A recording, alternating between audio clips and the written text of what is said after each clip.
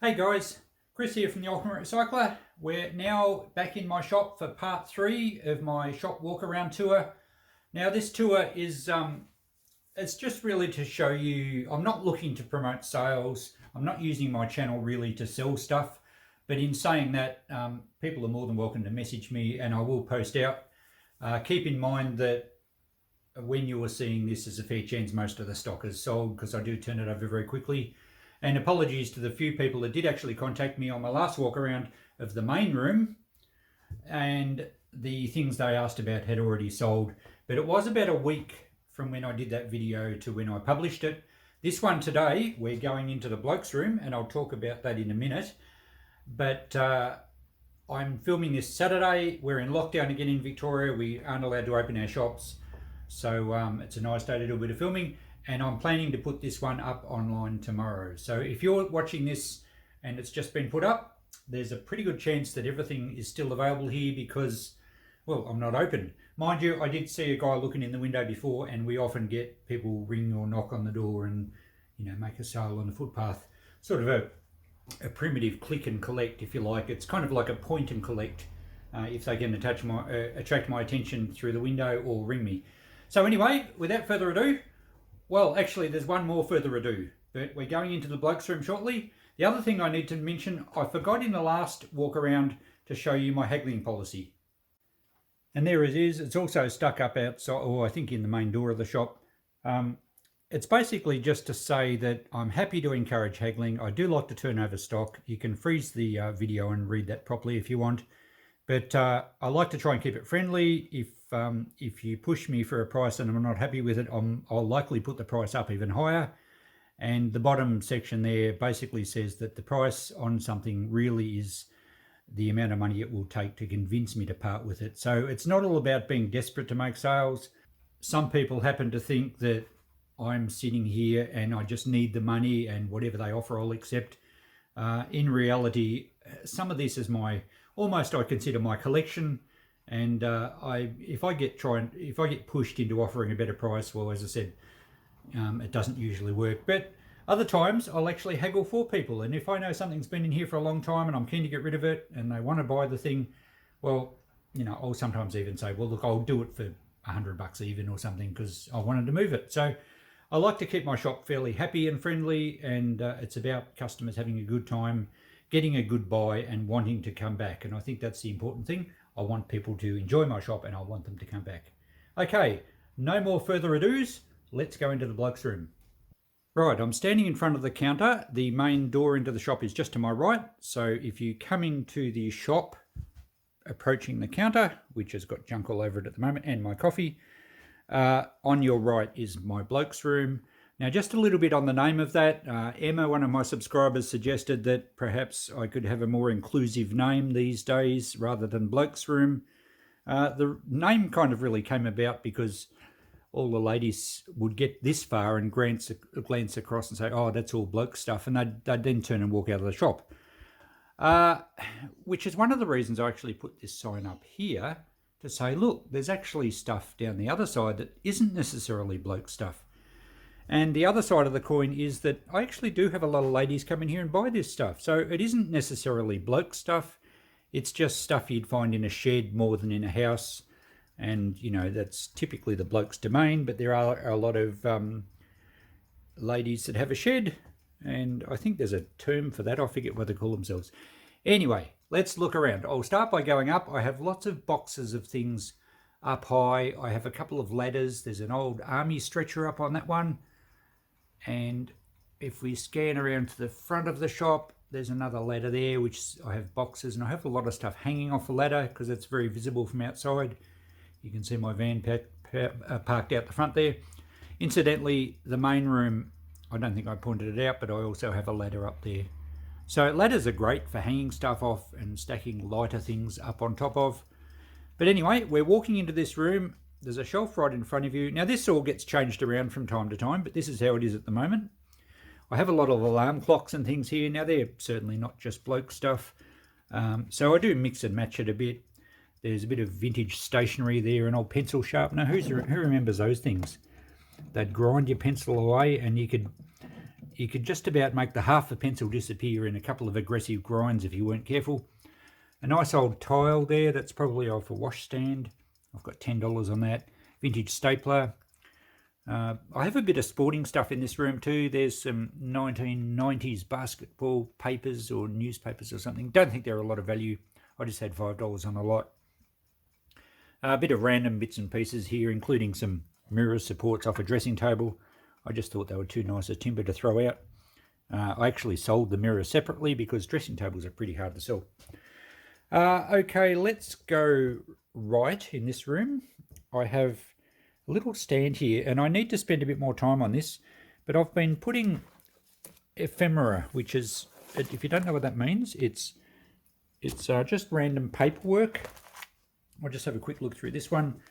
50s and 60s ephemera. It's all sorts of stuff I find in box lots.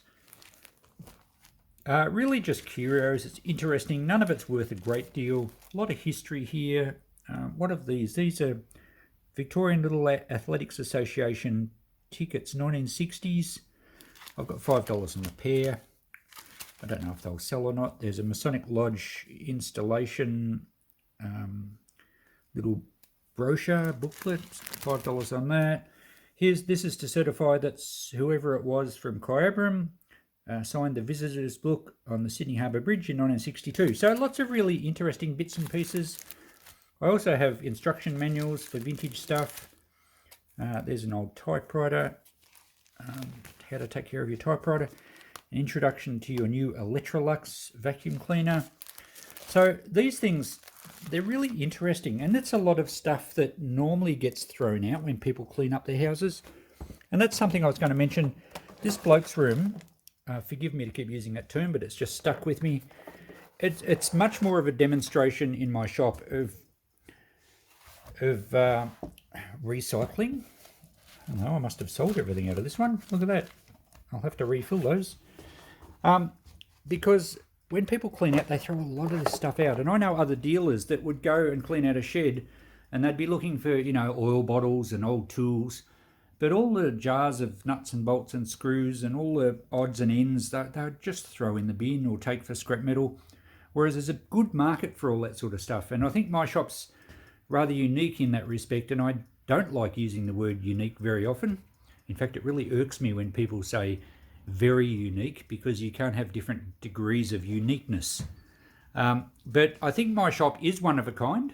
There's an old army hat and a yacht from the 60s, a toy yacht. These are Department of Defence bowls. They're like a heavy plastic. I think 1984 would be the date of them. So they're not overly old, but they're pretty cool. Little cabinet here. Got some oil bottles. I have a lot of toys and things in this from time to time, and padlocks. There's some World War II era petrol ration tickets. And that's the sort of stuff that does get thrown out all the time. Now, I lost my train of thought, but basically I was saying that when I clean out a shed, there is a lot of stuff that is saleable that most shops don't think that they can sell.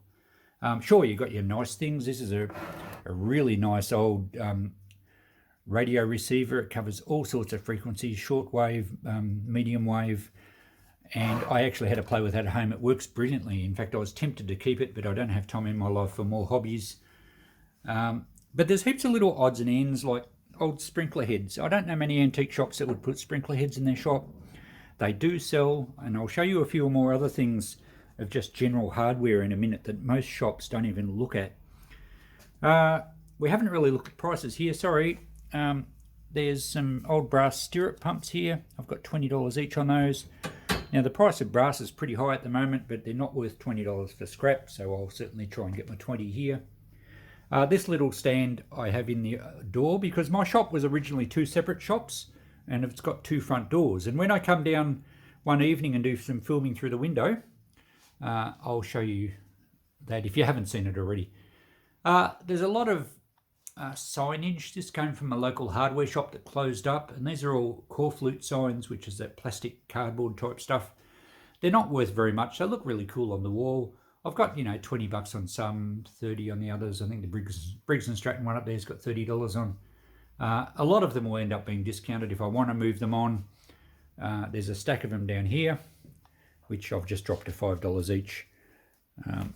And there's all sorts of things, Onga pumps, I think there's concrete or cement powder ones, wattle paints.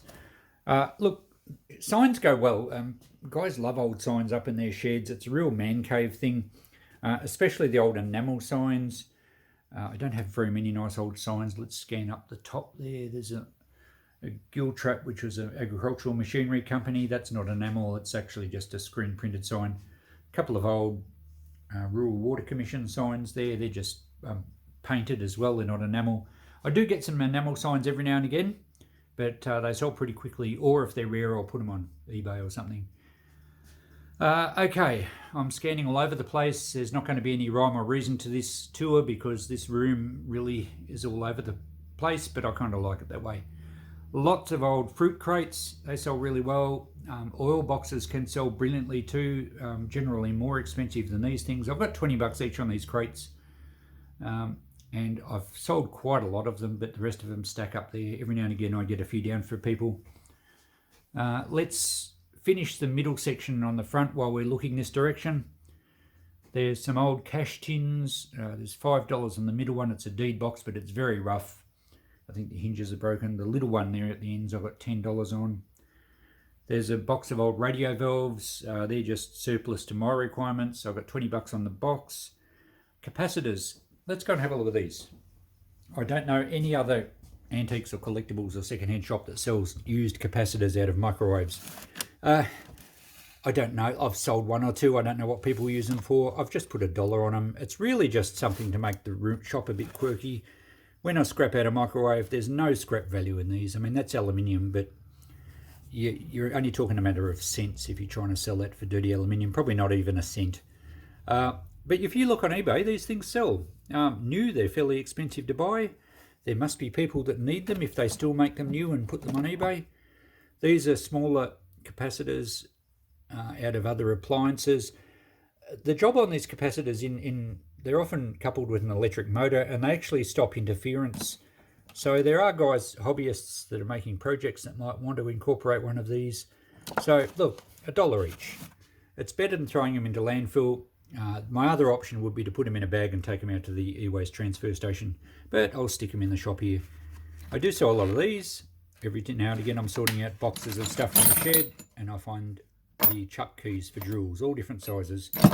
And I've got more than what I need, so why not put them in here for $1 each. There's some mirror segments that came out of a printer or a scanner. They're double-sided mirrors.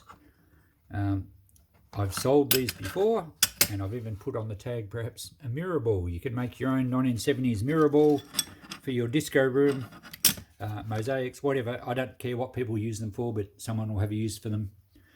There's some old adding machines here and calculators. These come from an old hardware shop in town. That one doesn't work. I don't have a cord with it. I think that one actually works, but it needs paper.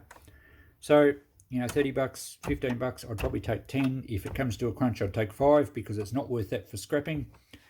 Old bearings. I've sold a lot of old bearings. These came from a garage that used to do a bit of agricultural machinery repair work. They're used. They're not new, but they still roll very nicely. And these make excellent wheels. If you've got a nice concrete floor in your shed and you're making a heavy tool trolley, you can't get better wheels than these things. So $5 a lot. This one back here, a bit smaller, also $5 a lot. So I see value where a lot of other people don't, and the fact that I actually sell it sort of supports my theory that it is worth something. Old branding set. I think these were not the hot ones. These were actually for stamping ink. I don't know if they were for cattle or not, but they're pretty quirky. A large gas ring, which would be great if you're making a yabby cooker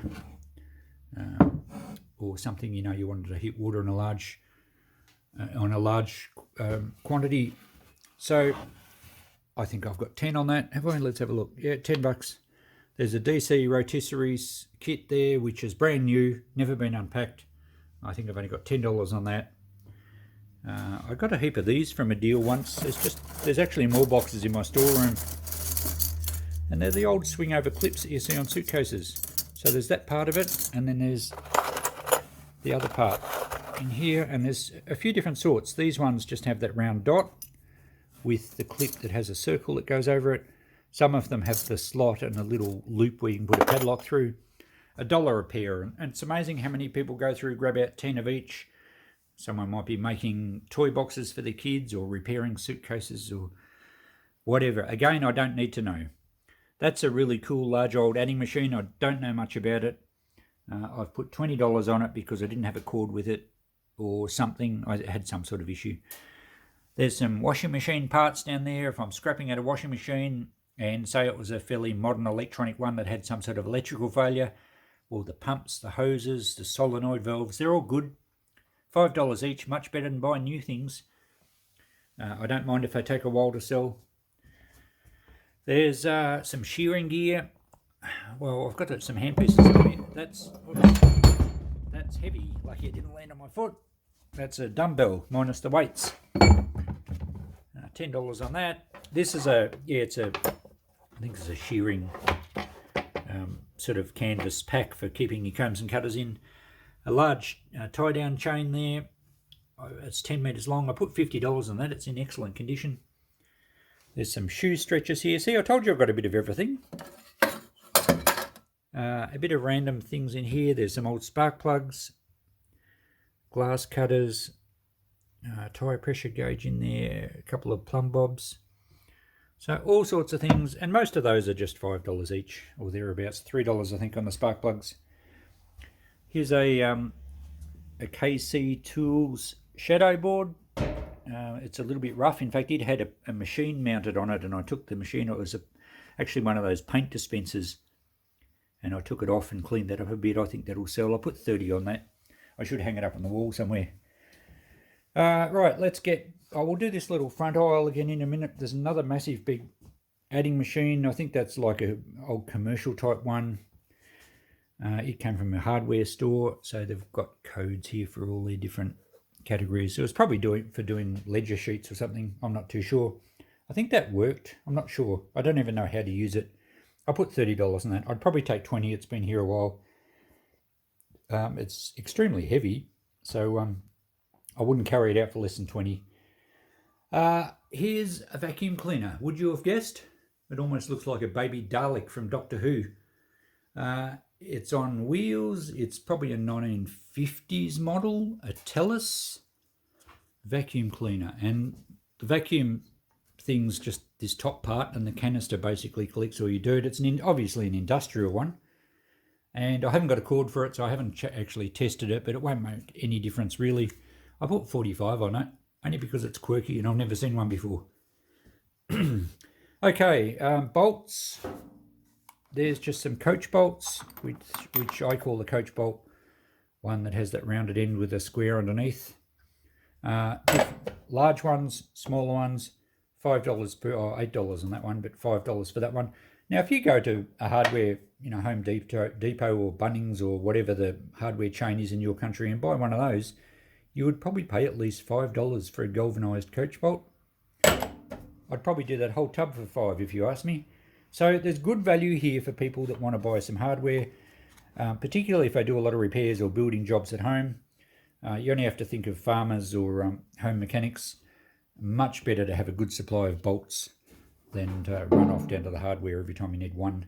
That's a bucket made out of, what does that say? It looks like it was a furniture, for the furniture trade. It might have been a furniture polish. Really cool trademark. It's a shame that's not invented, Nick. And someone's made a bucket out of it. It would have been a tin. What are they? 20 litres. It would have been in gallons. 5-gallon tin, perhaps. This is cool. This actually came from the town I grew up, Matoa. It came out of the mechanics hall, and I'm actually selling it for the hall. It ended up out in Dad's shed because he's been involved with the hall for most of his life, or a good part of it.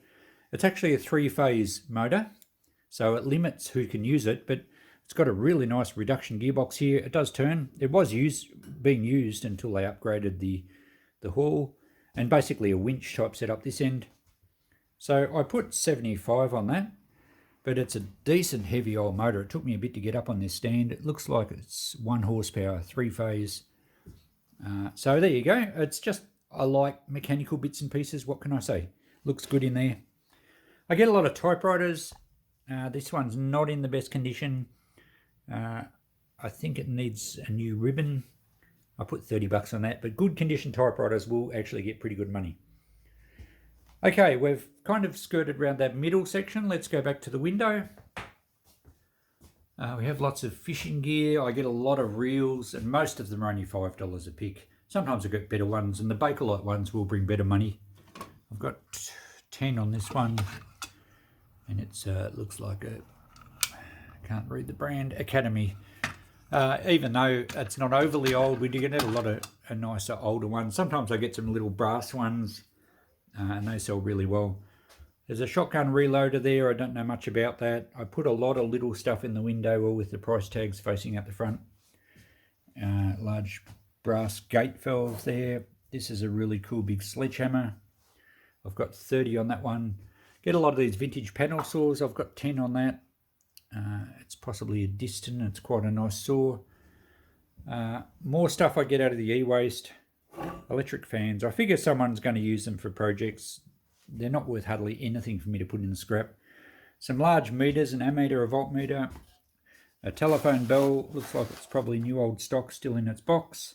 Got $20 on that one. Some random kitchen cupboard hardware. All the hinges, never been used. We've got $5 on the lot. So I do a lot of bulk lots too. I find they're a convenient way to get rid of bits and pieces. There's some edge stripping here for your kitchen benches, or not so much that, for edging of chipboard and craftwood. Some wire rope and cables, a bit of plastic hosing, some heavy duty conduit. Some homemade tent pegs. Look at that. Who went to the trouble of doing that? They'd be strong. They're very thick. $5 on a lot. I always get pick heads and that sort of stuff. There's some rollers here out of a printer I scrapped. Probably really good steel, this stuff. And some of these rollers are rubber coated. So again, great for people that want to do a bit of home inventing or making a project. $10 on a lot there. What do we got? Just some boxes there. I get a lot of these tube spanners or box spanners, spark plug tools, all sorts of stuff. Sometimes I put $1 each. Sometimes I think I've got 10 on a lot on that box. A camping stove in there. A couple of mufflers came out of the shed. I think they're still quite good ones. I've got 20 on the pair. So you can see you never quite know what you're going to find in here. This fluoro lamp I did a restoration project on recently. I'll actually link that video. And it's... haven't had a chance to sell it because we haven't been open since I finished that. Some speakers, a few fans out of the e-waste. I like vintage electrical equipment. That's a voltmeter or ohm meter. A Philips one, very nice meter. Works well. I put 75 on that. Some other random stuff in the window. Now this Pigeonhole thing's great. I've had lots of people wanting to buy this over the years. And I actually saved it from a fire. It came from an old workshop some blokes were cleaning up, and it was on the pile to be burnt. Can you believe that? I actually took it down to the car wash and pressure washed it because it was so filthy. But the timber is just magnificent. It's got so much history. And if we look at the ends, I think, yeah, look, we'll scan down here. See, there was a hinge there. So, and the same the other end, and there was a hinge up the top there. So it would have originally had doors on it. So how cool would that have been in the early days? It's got nice old lining boards on the back. Makes a fantastic display in this room. I shove spanners and wood chisels and all sorts of things in the little pigeonholes, and they're forever being pulled out and checked over, and I sell lots of them. All sorts of spanners. I keep an eye out for unusual brands. A lot of the more common stuff is only $3 to $5. Vintage Sig Chrome spanners sell well. Sometimes I'll make up sets. There's 3 here that obviously go together, so I've just cable tied them together. $10, 3 metric spanners, and they're quality ones. They're not made in China. Can't see a brand on them, but they're not cheapies. These are saw sets. I've got a couple of these saw sets, and I sold one just the other day. They sell quite well. What do we got on that? Probably 10, I'd say, on that one. Yep, and 8 on the other one. It's a little rusty. So anything you can imagine out of a shed, I like to put in this room. There's some vintage electrical stuff. I think that's new old stock. I don't think it's ever been used. A double switch with indicator lights, $30. That's a time meter, like for your hot water service. I've got 30 on that. It's probably in operational condition. This is a massive big 12 volt power supply I found somewhere. I actually kept it thinking I'd use it, but now I've got my workshop set up. I don't have a space for it. So I've just put 60 on that one. I'm not sure if it was homemade or not, but it's certainly heavy duty. Okay, just had a little break. The battery on my phone went flat, so I'll finish up this room now. Have a lot of car manuals from time to time. I do sell a lot of the original manufacturer's manuals on eBay, or if I can establish what price they are, I'll put them in the shop. But I have had great success selling manuals on eBay over the years. They've gone all over the world, so I always have some in the shop. There's a whole heap of voltmeters and all sorts of meters that I got recently, and they're kind of a steampunk look. People buy them to actually use as a meter, but they also buy them for just decorations. There's a large L-gas lit up sign there that came from a local hardware.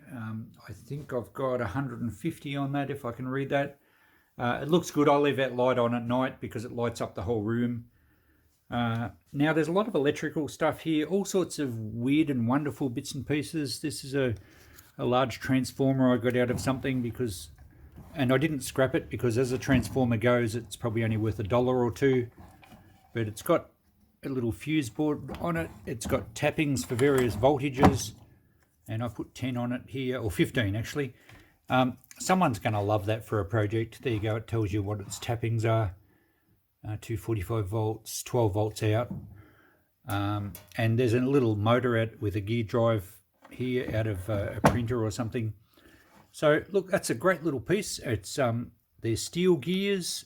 It's a reduction box. I don't know what the ratio is, but that might drive a rotary spit for your barbecue or something. So if you go to buy these sort of spare parts new online, you'd be looking at quite a lot of money, $10. And as I said, it's only probably worth 50 cents for an electric motor. So I've got a real advantage with my shop in doing that and taking e-waste. I've got a whole box full of solenoid valves here. These are all 24 volt DC solenoids. Again, you know, if you're making something,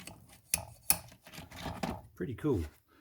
There's fuses and large relays. Some of the stuff I don't even really know what it is or what it does. I leave that for my customers to decide. This is a float switch. So it's got a large actuator there that would just have a float. So if you're filling a tank via an electric motor, you could rig this switch up to turn the motor off when it's full. I saw a lot of Bakelite stuff. These old switches. That one doesn't work. Oh yeah, it does work. They're pretty popular. They sell okay. I don't know if they're technically legal to use these days, but I sell lots of them and people must use them for something. But I would imagine an electrician wouldn't be allowed to install an old switch like that in your house these days. I'm not sure. Bakelite plugs. These old Australian-made plugs. People that restore radios and old appliances love to get the original Bakelite plugs. So I get $5 each for those. There's all sorts of terminals here. A lot of these were new old stock. I cleaned out an old shed one time of a bloke that used to be an electrician, and a lot of the stuff was new old stock, been in his shed for years, including all these strap clips. Let me show you what those are, those little brass fold around things. And I've sold lots of those. That little shelf was absolutely chockers, and that's all that's left. And I'm just getting $5 a box. So that represents a lot of value to me over the years. More random electric motors. Anything that I think might be a little bit better than the average, I put in the shop and give people the opportunity to browse and buy. I certainly don't put every electric motor I find in the shop, but I just never have room. And they don't sell that quickly, but they do sell quick enough for me to throw them in here. There's a lot of, these are from an oven that I scrapped out. And there's some heavy duty switches, the indicator light out of the oven itself, the timer switch. You know, they're not fast movers, but I do generate quite a lot of money out of this sort of stuff. Down below here we have a bit more camping gear, a vintage hand dryer, which I think still works. I've got 25 on that. The old fuses. Again, you probably can't use these anymore, but they do sell. People buy them. Some more saws, some random fittings. I do a lot of box lots, as I said. That's just $5 a lot. And there's a huge big, this is a pipe threader. Don't know too many people that use those anymore. I've probably got about 30 on that. Let's scan around the back part of this room and we'll finish up this video shortly. I have a lot of light fittings up on this shelf, and some of them are new in box. And right up the top of the ladder there's a row of eskies. I had quite a lot more and I've sold a lot of the old metal ones. I also get old drinks crates. They're pretty popular. And most of this shelf is old maps. Now they're all topographic maps from all different states in Australia. New South Wales there, some Queensland ones there, Northern Territory. These all originally belonged to the Army, and I got an enormous load of them probably about 10 years ago when the Army switched over to digital mapping, and these had been stored in a shed for a long time, so I think the Army had been on digital maps for a long time, but these had been in storage for many, many years, and I've sold so many of them. People buy them if they're into gold prospecting, or they buy them from the area where they might have lived on a farm. They're very detailed, and being topographical maps, they give you different elevations, and there's information on these that you just can't get on Google Maps. Plus there's some areas, if for prospectors, I guess, that go way out, they may not have service on their phone to look up maps. So there's Tasmanian ones as well, and they sell well. I put $5 each on them, but quite a lot of times people will grab half a dozen and I'll round it down a bit. So over the years I have sold mountains of those. I've still got quite a lot left, but they've added up to a substantial return. I'm glad I bought them at the time. Okay, there's some shelves around here. This shelf unit has a lot of plumbing fittings on it, some old taps, various bits of hardware, and I often box up old door fittings and hinges and that sort of stuff. $5 a lot. Some nice Art Deco knobs there. I've got $10 a lot on those. There's a few old Bakelite fittings. I think I've got $1 each or $5 the lot. Hose clamps. When I'm pulling things apart, I always throw them in a tray. I've got $10 a lot there. Probably a bit ambitious. I think I usually put 5 on those. Lots and lots of hardware just goes into boxes. I normally have this top shelf chockers with jars of screws and springs and little clips, and as you can see the shelf's pretty much empty. So they do sell really well. That's some 100-year-old wood screws from a piano I took apart a while back. There's some cupboard latches, but all the springs have sold, and all the random nuts and bolts and hardware. I just make mixed jars and they've all sold as well. A few more light fittings up there, another esky, a cane fishing creel. There's a hard hat which maybe I should wear in case I wobble this shelf too much and something falls down. No, I think it's pretty safe. So I have a light around this side because these high cupboards here block off the front of the shop and we don't get much natural light through to this part. Bit of sporting stuff here, some cycle bits and pieces. There's some sporting magazines, some sporting books. I don't have much sports stuff at the moment actually. There's some kids' toys, some puzzles, even a random jar full of corks. It's amazing what people buy. Give them the chance and they will shed their money on my counter and walk away with something they didn't come out that day to buy. Games, upwards. There's a TV quiz. That's a pretty cool old game. It looks very 70s, may even be late 60s. What have we got on that one? $20. AF, it must have a fault. Maybe it's missing some pieces. Various vintage games, cards, Chinese checkers, chess. Some of these things are fairly new. Most of these are vintage, but some of the games we get when we clean out house lots, sometimes there's lots of jigsaw puzzles that are new. Sometimes they're still wrapped in plastic. So we just present it all here and people decide what they want to buy. We keep it cheap. Teeter flips, $20.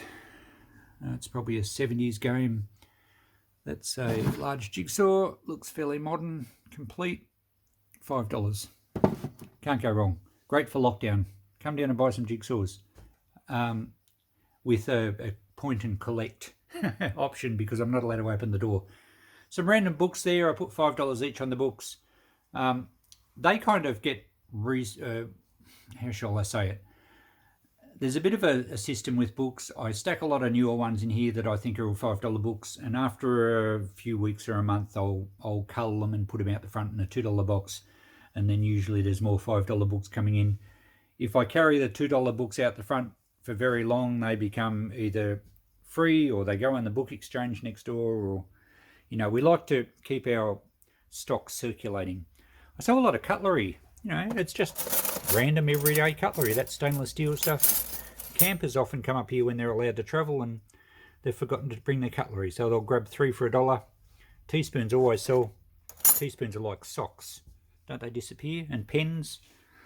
A bit of silver plate stuff. I sometimes sell these silver plate ones to people that make wind chimes, or they're trying to complete a set if they see a pattern that they've got. $1 each for the silver plate stuff, because I wouldn't go any less than that, because it's a high percentage of copper in the base metal, and copper's paying so well.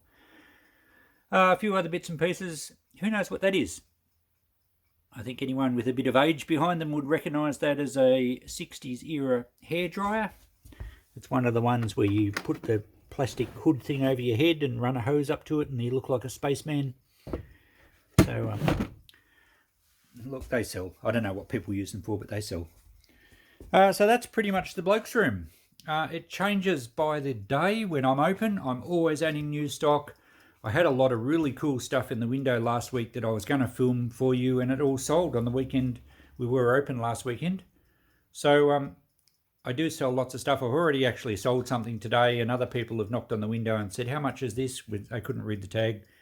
So, and that works really well in the warm weather. We have a lot of people walking past, and I've got the big windows on this side and the doorway there, and there's windows on the other side. So it's I have a good street frontage presence, which is really good, and the old shop really suits the character of what I do here.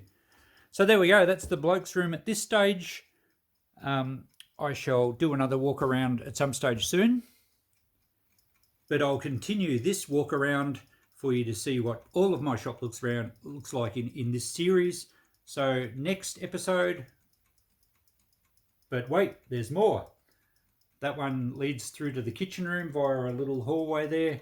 So join me for what will that be? Part 4? I think this one's part 3. And we'll have a look in the kitchen room. And then out the back room on the other side of the shop, which we didn't get to last time, I have what I call my tech room, where I put a bit of electronics and stuff. So thanks for watching. We'll see you then. Bye.